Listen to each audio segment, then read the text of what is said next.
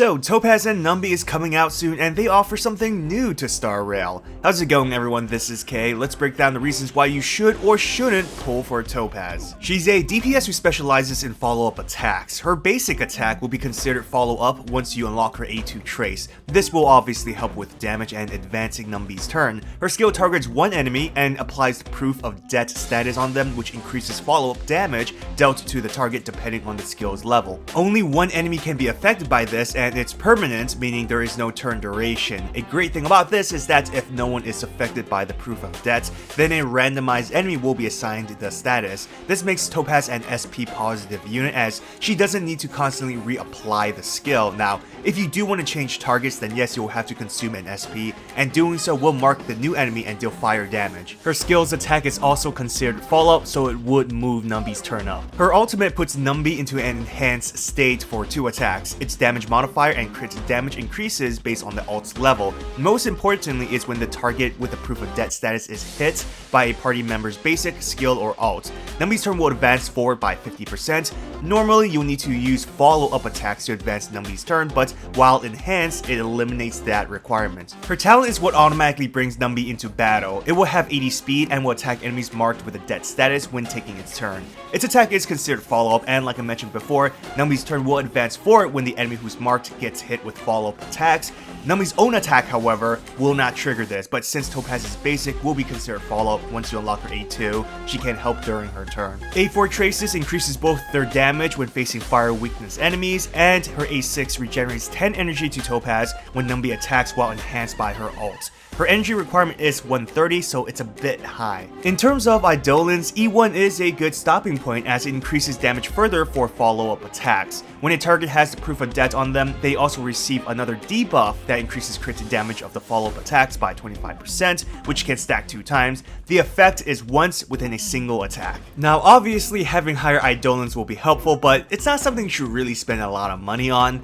At E2, it regenerates 5 energy to Topaz whenever Numby attacks. It's helpful to use your ult a bit faster. E4 gives Topaz action forward whenever Numby takes its turn, resulting in more speed for the 2 characters since, as you remember, Topaz's basic will advance Numby's turn with her A2.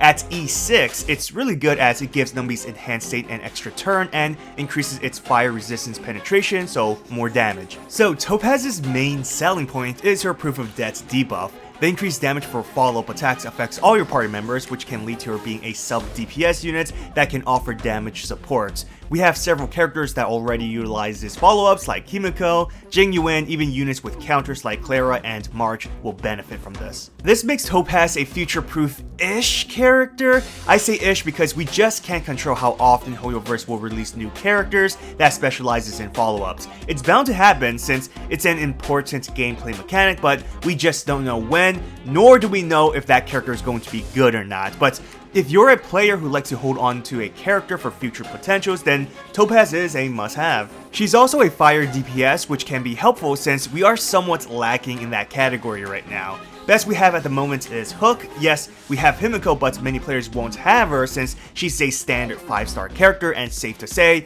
majority of the players probably chose Bronya or Japar for their free 5-star, but if you did choose Himiko or you pulled her, well, that's a good reason to get Topaz as well since they work amazing together, both being fire and Topaz being able to support her. Winifin is also coming out and she's a fire DOT, but aside from the few characters I mentioned, fire DPS is lacking.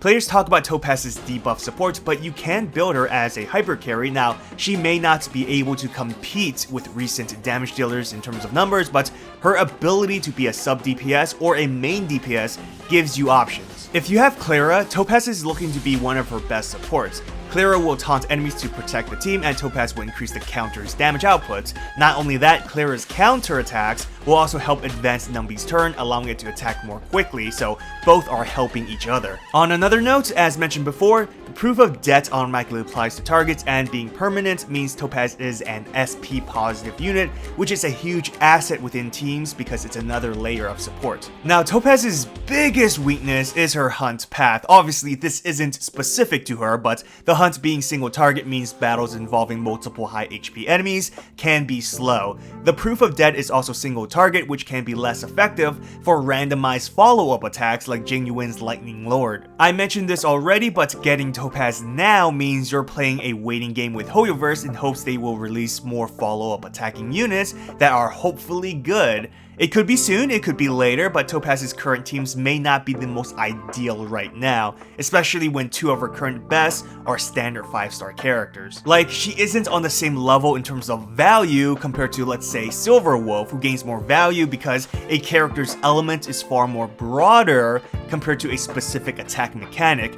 This means it may not be a bad idea to wait for an eventual rerun when we possibly get a lot more potential characters that can synergize with her. Of course, this means potentially missing out on using a strong Topaz team if you don't get her right now, and we just don't know when she'll return. It could be 2 years for all we know. So if you're lacking in reliable DPSs, there are better options. Now, I'm not saying Topaz isn't reliable, but her main selling point is the follow-up attack debuff, and if you have existing teams that synergizes with her already, or you're willing to wait for future characters, then Topaz is worth trying to pull for. But comment down below to let me know if you're pulling for Topaz, or are you saving for future characters. Don't forget to hit that like button and subscribe to my channel for future Star Rail videos. I wish you the best of luck, everyone. Take care.